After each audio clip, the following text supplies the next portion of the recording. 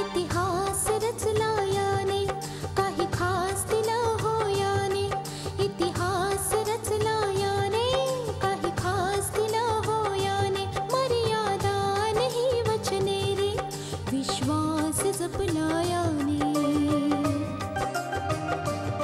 सप्तपदीने दिलेला हा उपहार रे माझा शृंगार रे हा माझा शृंगार रे माझा शृंगार रे हा माझा शृंगार रे मंगळसूत्र मंगळसूत्र मंगळसूत्र मंगळसूत्र मंगळसूत्र मंगळसूत्र मंगळसूत्र मंगळसूत्र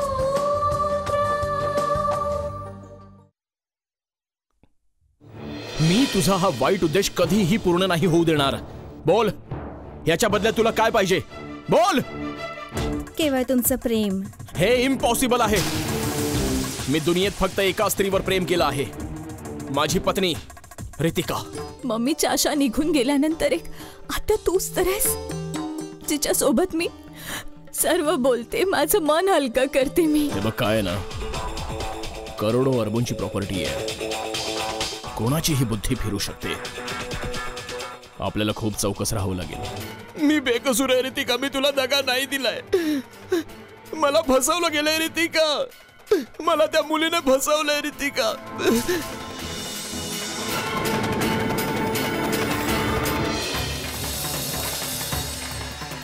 मानस,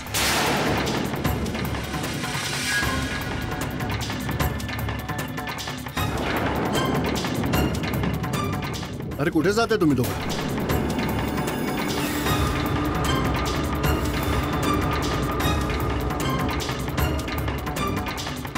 अरे ऐका तरी माझं.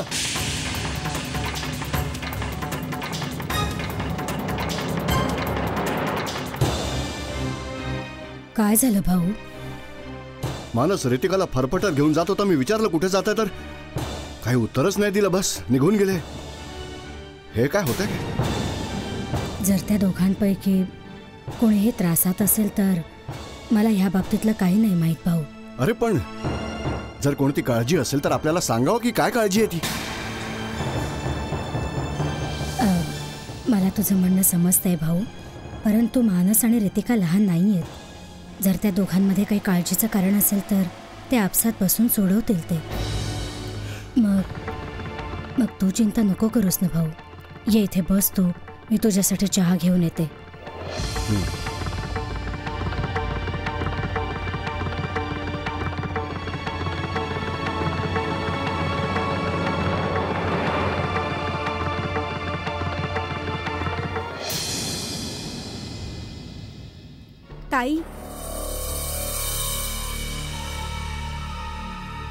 ताई, माझ्या मनात एक शंका घर करून बसली आहे आणि त्यामुळे मी खूप काळजीत आहे. स्नेहा, तू माझ्या भावावर, सूर्यावर संशय तर नाही घेतेस ना? नाही ताई, मी सूर्याच्या बाबतीत असं काही विचारही नाही करू शकत. मग काय? ताई, हे रितिका आणि मानसच्या बाबत आहे. रितिका आणि मानस? हो. ते काय आहे ना ताई की रितिकाची काळजी दिवसेंदिवस वाढतच चालली आहे, त्यामुळे संशय आपोआपच उगीच त्याच दिशेने जातो. ताई, मी पण एक स्त्री आहे. बहीण आणि पत्नीच्या दुःखातील फरक समजतो मला. अशी कोणतीही बाब नाहीये स्नेहा. या संशयाला जास्त हवा देऊ नकोस. मला वाटतंय की हा संशय थोडा जास्तच तुला त्रास देतोय. नाही ताई, तुम्ही तर खूपच भोळ्या आहात. सूर्य त्या दिवशी म्हणत होता की रितिका आणि मानसच्या मध्ये ना काहीतरी चाललंय. मग आता काय चाललंय भगवंतच जाणे, पण ह्यामुळे आम्ही खूप काळजीत आहोत ताई.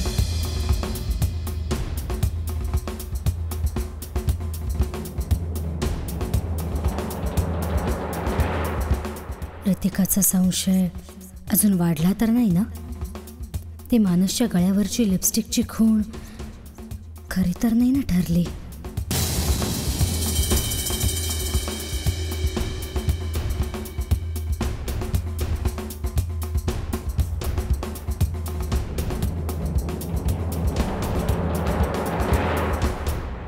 ताई, तुम्ही काय विचार करताय? काही नाही. अजून तरी रितिकाशी मी ह्याविषयी काही बोलले नाहीये. जेव्हा बोलेन मी तेव्हा तुलाही जरूर सांगेन. ठीक आहे?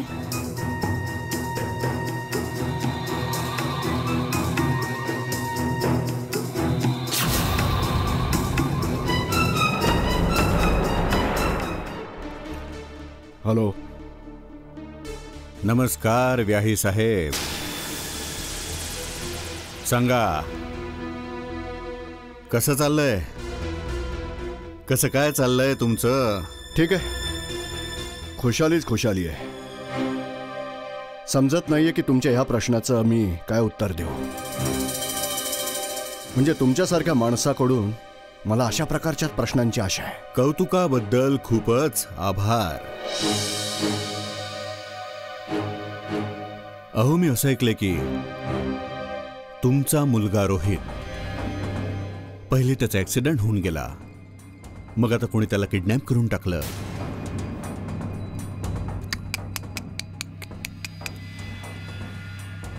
खूपच दुःख वाटलं ऐकून. बघा, आता मुलाच्या दुराव्याचं दुःख फार अवघड होऊन बसतं एका बापासाठी. हे कोणी माझ्या मनाला विचारावं. काय काय म्हणायचंय तुम्हाला?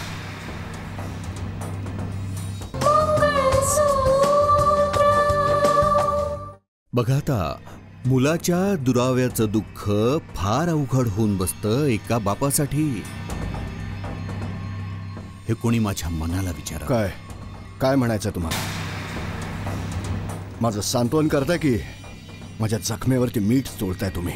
नाही व्याहीजी, नाही. तुमची जखम तर खूपच छोटी आहे, पण माझी जखम खूपच चिघळून गेली. जर तुम्ही माझ्या जखमेवर मीठ चोळलं असतं तर मी तुम्हाला माफही केलं असतं. खरं तर तुम्ही तर जखमेवर ऍसिड टाकलं. रघुवीरजी, ऍसिड मी नाही, ते तुम्ही स्वतः टाकलाय तुमच्या जखमेवरती. दुनियेशी वागण्याची जी तुमची पद्धत आहे ना, तिनेच टाकलं आहे ऍसिड तुमच्या जीवनामध्ये. दुनियेला माहित आहे की मी नेहमीच लोकांच्या जखमेवर मलम लावला आहे.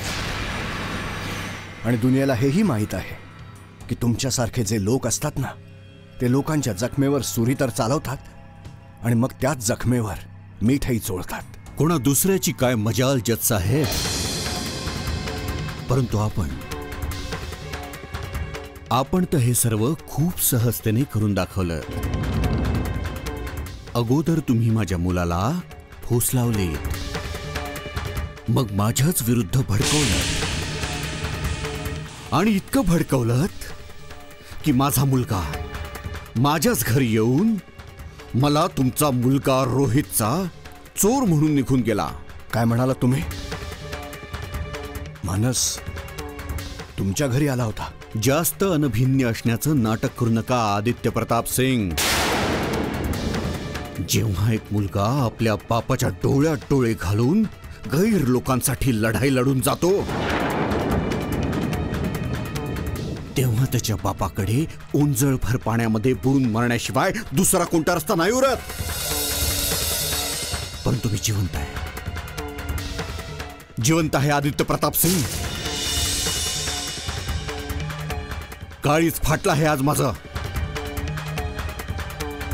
भरपूर प्रयत्न केला मी आपलं दुःख लपवण्याचा, परंतु नाही. आज या ज्वालामुखीचा उद्रेक झाला आहे. मिस्टर आदित्य प्रताप सिंग, आपण माझ्यापासून माझा मुलगा हेरावून घेऊन माझ्या विरुद्ध एक सापळा रचला होतात. आज पहा ना, तुमच्या मुलाची अवस्था सुद्धा. शटाप रघुवीरजी. माझ्यासोबत जे होत आहे ते होतच आहे आणि माझ्यासोबत जे काही होईल ना चांगलंच होईल. तुमचा काय प्रॉब्लेम आहे? तुमच्यासारखे जे लोक असतात ना ते आपल्या दुःखाने दुःखी नाही होत, कुणा दुसऱ्याच्या सुखाने दुःखी होतात. आणि तुम्ही बरोबरच म्हणालात. खरंच तुमच्यासारख्या लोकांनी ओंजळभर पाण्यामध्ये बुडून मरून जायला पाहिजे.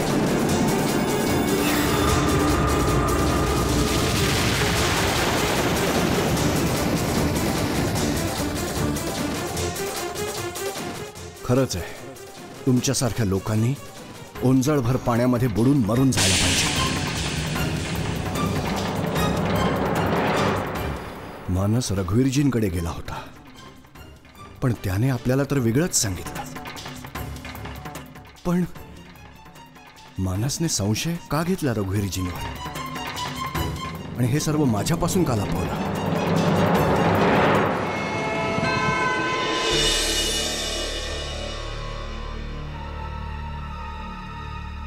Yes sir. ही आहे ती मुलगी कशिश, जी आपलं जीवन उद्ध्वस्त करण्याच्या मागे लागली आहे. तू आता निरखून बघ. ही आहे माझी धर्मपत्नी रितिका, जिच्या बरोबर मी लग्न केलंय, 7 फेरे घेतलेत, 7 जन्म निभावण्याचं वचन दिलंय मी. नीट बघ.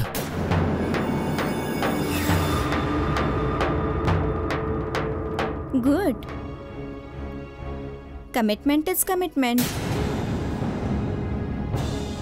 तुमच्या खूप साऱ्या गुणांपैकी एक गुण हा सुद्धा आहे. मी इथे माझे गुण आणि अवगुण जाणून घ्यायला नाही आलोय. हे बघ कशिश, तुझी ही जी वागणूक आहे ना त्याचं नाव आहे वेडेपणा. फक्त आणि फक्त वेडेपणा. वेडेपणा? प्रेमामध्ये वेडं होणं वेडेपणाचं नाही मानलं जात. अरे कोणतं प्रेम? कसलं प्रेम? माझं तुझ्यावर प्रेम नाहीये कशिश. मला तुझा तिरस्कार वाटतो, फक्त तिरस्कार. फक्त तिरस्कार? हेच तर मला हवंय की तुम्ही माझा तिरस्कार करावा.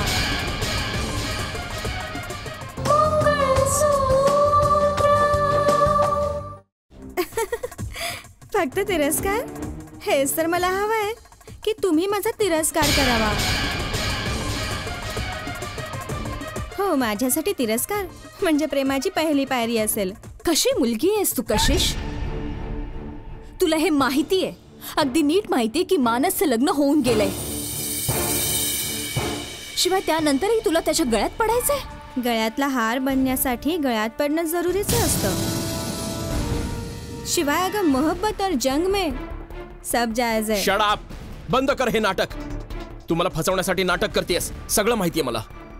नाटक तर तू करतोयस आपल्या ह्या पत्नी समोर, नाहीतर मला तुझं खरं रूप माहितीये.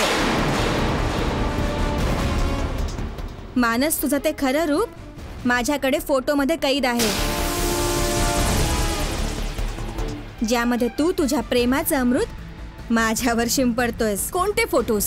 कोणत्या फोटोज बद्दल बोलतेस तू? रितिका ही आपल्याला ब्लॅकमेल करण्याचा प्रयत्न करतेय.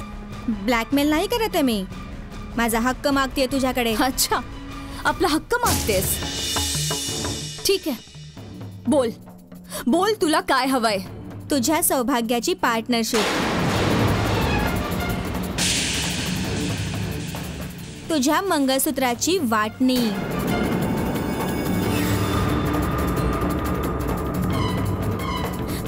वाटणी तुझ्या सौभाग्याच्या चुड्याची,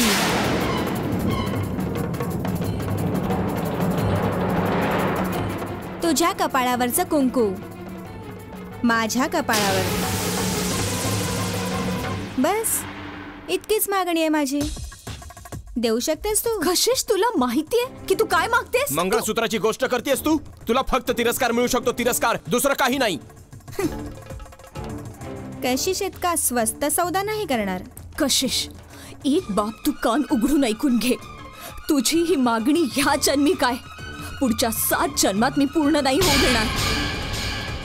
आणि हो, मानस केवळ माझा आहे, माझा आहे, फक्त माझाच राहणार. समजलं तुला? कशिश इच्छा पूर्ण व्हायची वाट नाही बघत, मी तर दुसऱ्यांच्या डोळ्यातून आपलं स्वप्न हेरावून घेते. जर तू माझ्या डोळ्यांमधून माझं स्वप्न हेरावून घेतलंस तर मी तुझा श्वास हेरावून घेईन. तू का करतेस असं?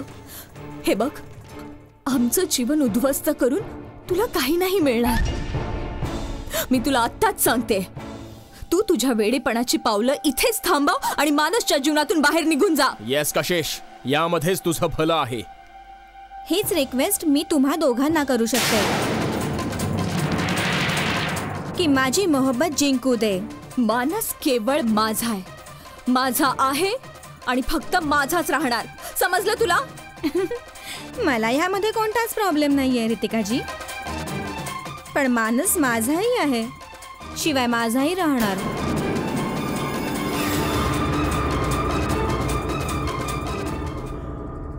माहित नाही मला असं का वाटतंय की मानस आणि रितिका आपल्यापासून काहीतरी लपवत आहेत. नाही भाऊ, मानस आणि रितिका आपल्यापासून काही नाही लपवत आहेत. आणि का लपवतील? लपवतायत कावेरी काही ना काही बाब जरूर आहे. दोघं अगदी काळजीत आणि चिंतेत ज्या प्रकारे गेले घराबाहेर. कदाचित असं तर नसेल ना भाऊ की दोघांमध्ये कोणतं टेन्शन असावं आणि ते आपल्याला सांगत नाहीयेत. हो, त्यांच्यामध्ये काही भांडण झालंय का? नाही स्नेहा, दोघांमध्ये काहीही भांडण नाही झालंय. पण मग अचानक भाऊंनी इतकं काळजीत का पडावं?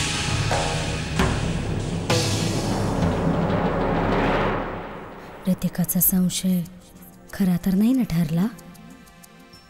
मानस मग आता ते काय ना ताई, रितिका रोहितमुळे तसे खूप काळजीत आहे. असंही होऊ शकतं की ती मानसला घेऊन गेली असेल आणि रोहितला शोधत असावी. गोष्ट काळजीची आहे ना. मलाही वाटतंय की मानस आणि रितिका रोहितला शोधण्याच्या प्रयत्नात असतील. बरोबर बोलत आहेस तू. नाहीतर त्या दोघांचं काळजीत असण्याचं काय कारण असू शकतं? मला वाटतं हे सारं बोलून उगाचच आपण अंधारात तीर चालवत आहोत. हा अंधार केव्हा दूर होणार? केव्हा दूर होणार हा अंधार?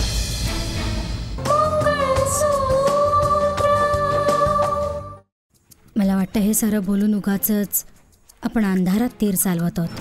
हा अंधार केव्हा दूर होणार? केव्हा दूर होणार हा अंधार? असं नको व्हायला की त्या दोघांचं जीवनही अंधारामध्ये कुठेतरी हरवून जावं. याबाबत आपण जितकी चर्चा करू ना, घोडं अजूनच वाढत जाईल.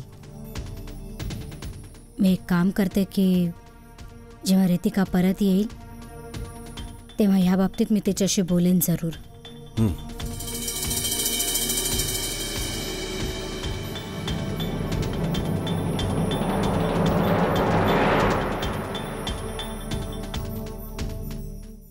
कशिश प्लीज, माझा पाठलाग सोडून दे.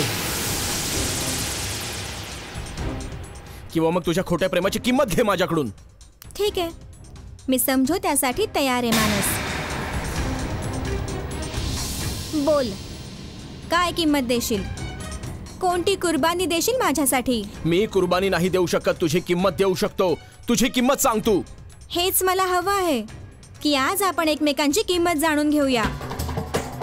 कशिश,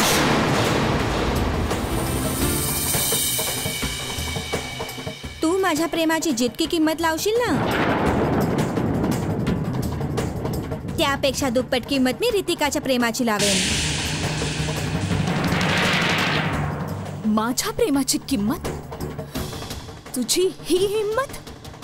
तुझी लायकी काय आहे? तू माझ्या प्रेमाची किंमत लावतेस? हो रितिका, मी तुझं प्रेम विकत घेणार आहे. बघ, बोल, काय किंमत लावशील तुझ्या प्रेमाची? हा मंगळसूत्र नावाचा अनमोल दागिना किती मध्ये विकशील? हं? कशिश, तू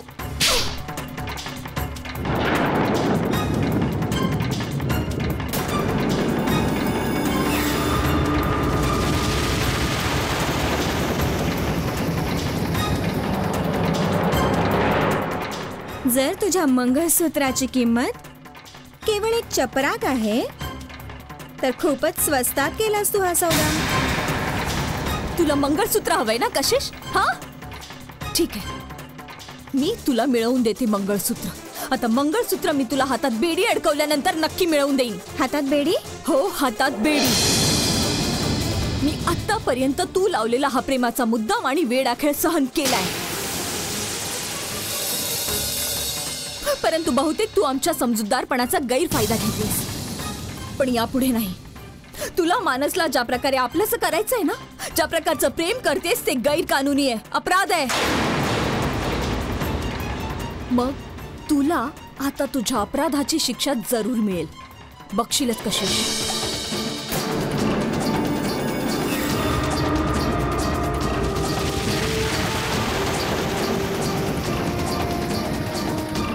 रितिका प्लीज.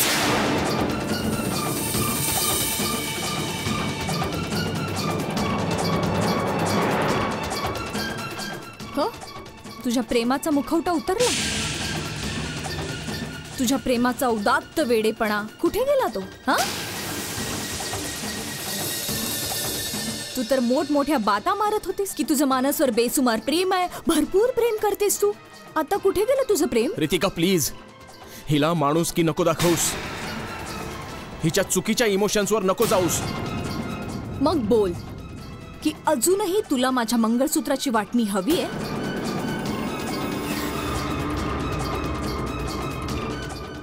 हो.